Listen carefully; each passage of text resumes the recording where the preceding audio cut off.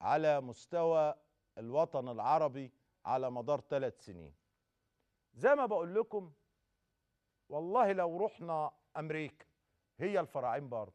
انا قاعد في الاستوديو والراجل بيتكلم، مش عارف مين بيكلم مين، وسايبين السماعه مفتوحه وانا سامع الكلام. مش بقول لكم لو رحنا حتى امريكا، استوديو في امريكا، هو احنا زي ما احنا مش هنتغير ابدا. يا عم اقفل ال ال ال السماعات بتاع الكاميرات. ده انا سامع الراجل بيتكلم في الاستوديو بيقول ايه. ما اجيب الايربيز ده، يعني جايز يكون عز عايز يقول حاجه ولا بتاع. عايز تقول حاجه يا عز؟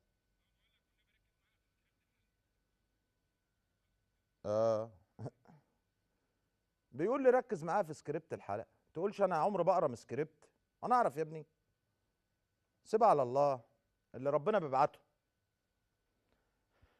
الحقيقه شوف، مش بقول لكم حاجه غريبه جدا.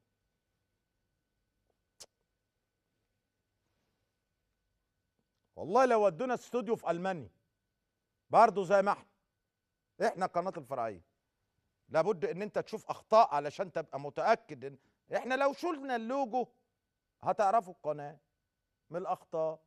الايربيز اهو، والله لما الواحد ما عادش بيسمع حاجات غريبه يا سيادنا.